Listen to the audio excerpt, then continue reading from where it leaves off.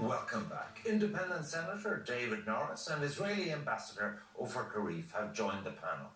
Now, this week, the Eurovision Song Contest takes place in Tel Aviv in Israel. It's a controversial host city because of the Israeli-Palestinian conflict, and some have called for the contest to be moved from Israel, while others want countries and contestants to pull out completely.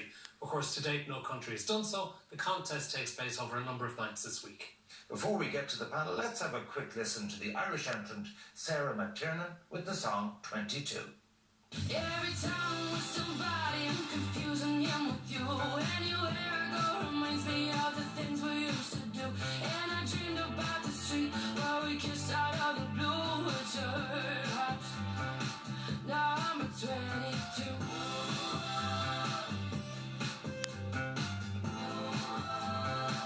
Baby, where are you?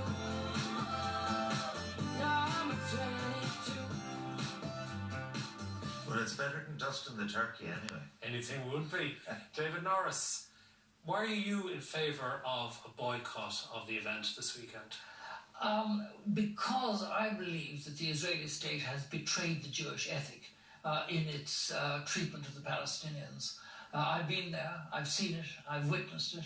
The demolitions, the moving of populations, the refusal to connect sewage, the deprivation of water, the stealing of land, separate roads for Palestinians, and still with separate roads for Palestinians, they still don't say it's an apartheid state. They get very nervous if you say that. Now, I remember Israel 40 years ago when I started going there. It was a left-leaning, democratic, socialist, socially aware country. Now it's become this extraordinary right-wing country which is supported by the United States. Without the umbrella of the United States, they would not be able to get away with the massive human rights abuses. I mean, if you look at the Euromed agreement, that's the financial arrangement between the European Union and the State of Israel. There are human rights protocols attached to those, and I have repeatedly asked for them to be activated, to be monitored. They've never even monitored them. That's the situation. Ambassador, what David Norris says seems to be what a lot of Irish people believe. Well, first of all, as you mentioned, the Eurovision is going on. It started this week. We are happy to host it for the third time. This time in Tel Aviv. Thousands have come, thousands are still expect to come, and we're looking for to host this great cultural and musical event that should be kept this way. But the points that David has raised... We don't think... We have many disagreements, and Mr. Norris has raised quite a few issues, most of them totally incorrect, I'm sorry. Oh, I don't think so. Totally. You've called him an extremist. Excuse me? You've called him an extremist. I call everyone who calls for a boycott, or that uses boycott within the context of relations between two democracies an extreme. Yes, this is the most extreme measure we can take. I don't think that boycott should be part of our toolbox. Again, it's been a very effective tool in international affairs. It was very effective in helping to end apartheid in South Africa, for example. Exactly sporting boycotts really affected South African exactly people. Is the moral failure of those who call for boycott, certainly for those who bring apartheid into the equation, because apartheid has nothing to do with our issue. What about separate roads? Well, let's bring in Richard Boyd Barrett. We've had you on this programme and your own experience in the kibbutz, and you were telling us all about Moshav. Okay. In fairness, Israel is one of the states involved in the European Broadcasting Union. If you want to kick them out of that, to pick on the song contest just seems, is not art above politics? Do you have to drag politics into everything? Well, it's not just picking on the Eurovision. I support the boycott, sanctions and divestment campaign because it's not just the left or what the ambassador calls extremists who describe Israel as an apartheid state. There have been repeated UN reports where they have detailed and documented the apartheid racist structures that are deeply embedded in the legal system of the Israeli state, right to the law of return, which confers rights on Jewish people that it denies to Palestinian people who have every bit as much claim on that land, to the illegal annexation of huge amounts of Palestinian territory, even territory that was designated Palestinian under the Oslo Accord. We have the war crime of the siege of Gaza, which has reduced Gaza to a place where the UN says it is now uninhabitable for human existence. The just routine, systematic denial of rights. Do you agree with the right of Israel to be its own sovereign state in the region? I don't believe, as long as it maintains apartheid structures which deny rights to 6 million Palestinians, that deny them the right to return, the millions of refugees who were forced out in 1948 not and accept 67. that Israel faces an existential threat being surrounded by Arab states with Iran and everyone else? No, I do not. I think the threat to Israel's security, and I lived there, right? The reason why Israel has a problem is because it denies rights to the Palestinian people, right? There is no reason why Nothing to do with anti-Semitism. Jew and Arab couldn't live together. They're both Semites. But hold on a second. Arabs are Semites too. Yeah, anti-Semitism is a ridiculous claim. Hang on. The structure why Israel came into being as a result of the Holocaust. Do you want to sort of avoid The Holocaust was the greatest crime in human history, and it is precisely because that crime was a racist crime that it is tragic that the Jewish people who were the victims of that crime would now inflict a racist apartheid system on Palestinians. Let's get back to the song contest. The Musicians Union of Ireland, Equity Ireland, have supported the boycott. Surely, if you want to make a political point, this is a reasonable way of doing it. No, let's have a really realistic conversation now. I've been listening to both my former colleagues from the Oireachtas on either side of me. This is a standard narrative that runs among particular circles in this country, where you pretend there's nothing complex about the Israeli-Palestinian conflict. You pretend that in 1947, the United Nations did not declare for the existence of both an Israeli state and a Palestinian state, and then the Israeli state, as it was being born, found itself being attacked by all the countries around it with the objective of eradicating that state. Now, where we are today is this obsessive need to demonise and delegitimise the only democratic state in the Middle East, which is Israel. Now, unlike some people who discuss this issue, I visit Israel regularly. I have visited the West Bank regularly. I've been to Gaza. I know most of the leading people who've been engaged in negotiations over there. And the problem is the lack of reality and the different narratives in the context of how we come to a position where we have what everyone has tried to talk about, the two-state solution. Now, what has boycott got to do with this?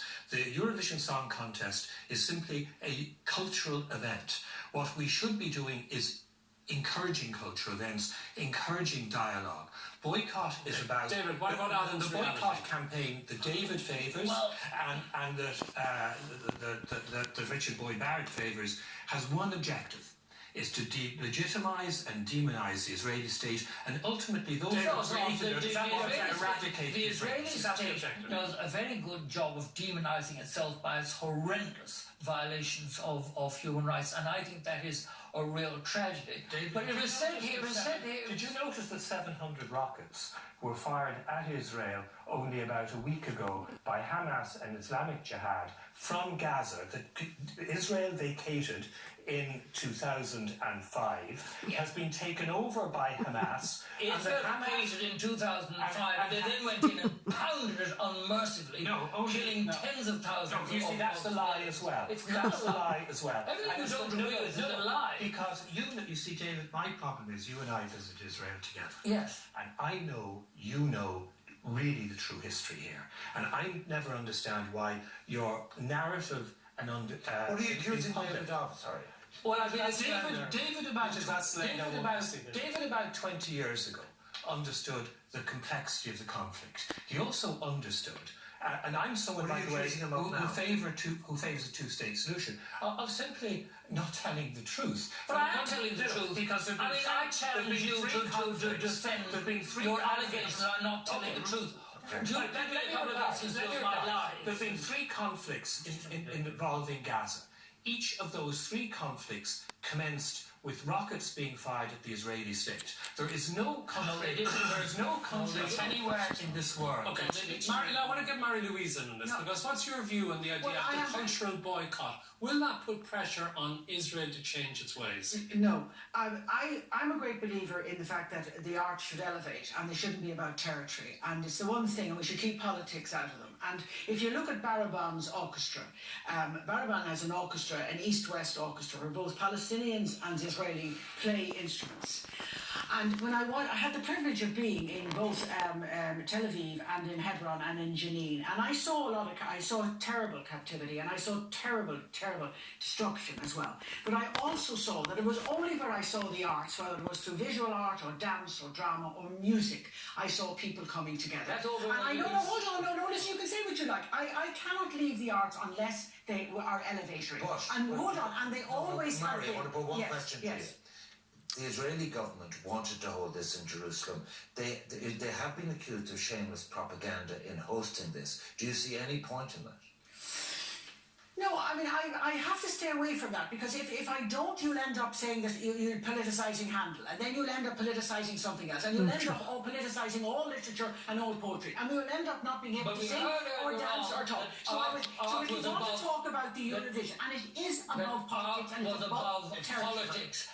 Hitler knew bloody well that sport wasn't about politics when he got the 1936 Olympics. We are not. And I think that was a shame. Okay, too. sorry, I want to bring the ambassador back in, because it's such a appalling analogy in a conversation. This is disgraceful. It's disgraceful. I think David should withdraw what he's just said.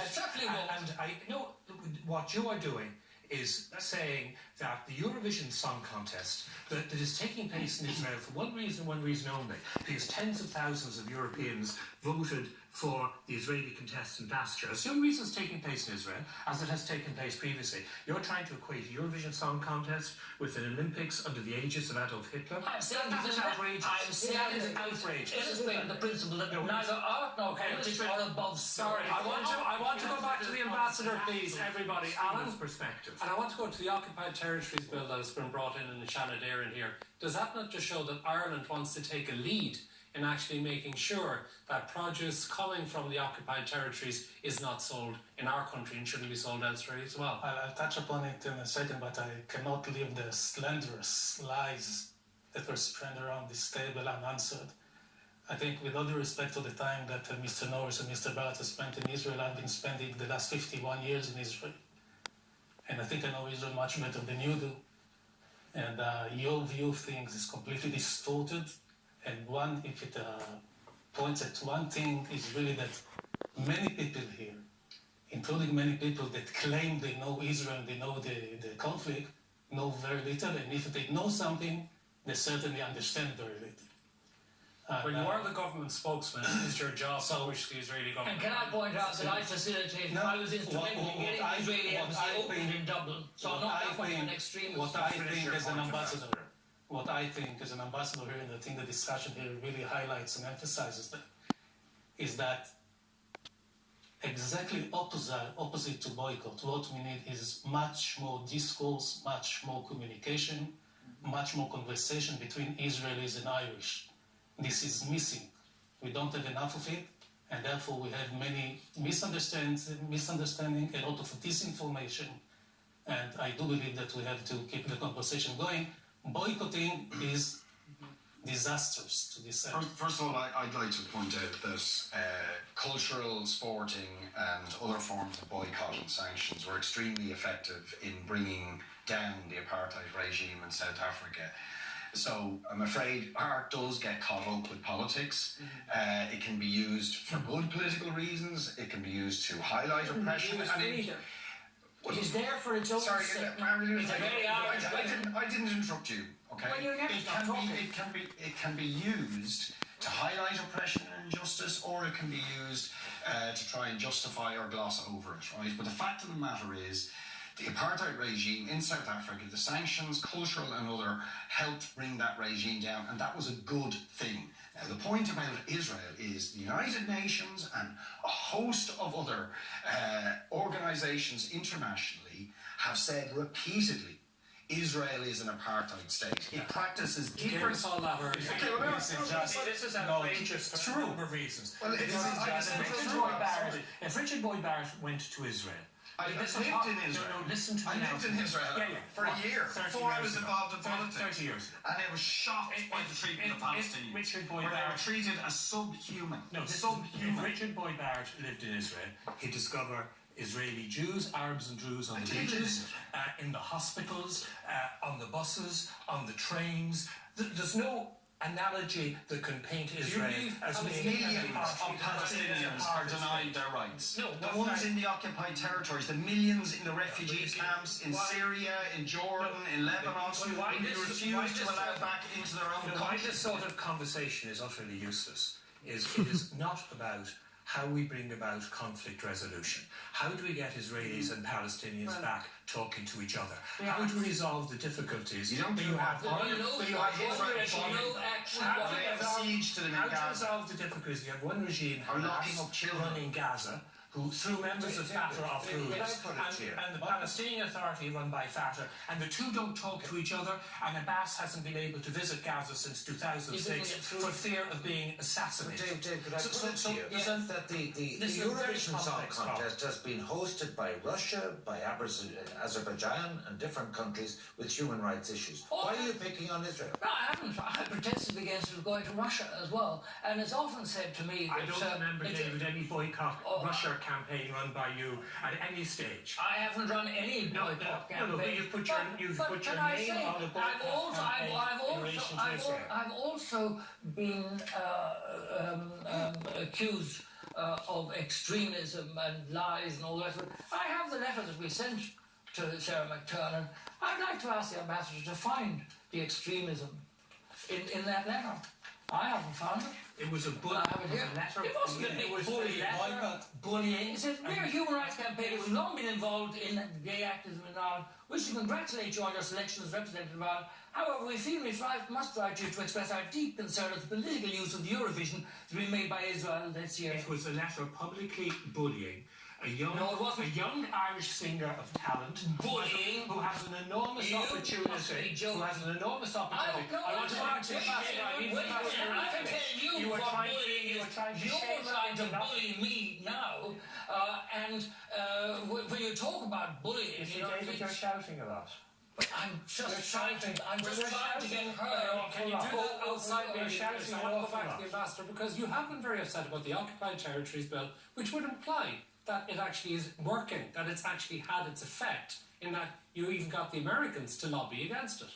No, first of all, what the Americans are doing, they're doing for their own reasons, and there are enough reasons for that. I'm not going to don't tell us now that the American government didn't lobby without getting the idea from Israel. You'll better look more deeply into it.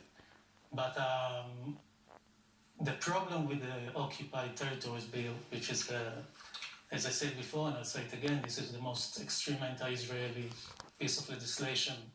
It's outside Iran. It's outside Iran. It has nothing to do with what it does to international law is what half-truth does to the truth. It's much worse because international law under this bill has been abused because there was cherry picking of specific criteria in international law. So it's to make deals valid only to Israeli. I supported this legislation, but I have to leave with this. Any time when I was in Palestine that I saw Palestinians and Israelis coming together, it was the arts that did it. So I'm here championing the arts as a way forward and as a very communicative, as Alan was pointing out, the communicative, discursive way that we have to get forward. I did support. If I might make an arts point, the PAL Fest will be holding an alternative Eurovision in the National Stadium, which Christy Moore and Keela and others were supporting the boycott of Eurovision on Saturday. Another point. The Israelis very frequently refer to the fact that a lot of the Islamic states are very homophobic. Yes, they are. and Israel has a reasonable record there. But one of your predecessors, Ambassador, stated openly that what the Israelis should do will be to investigate the sexual orientation of people in the Palestinian community and expose them. That is all we have time for tonight. Thank you, everyone. We'll be back on radio tomorrow.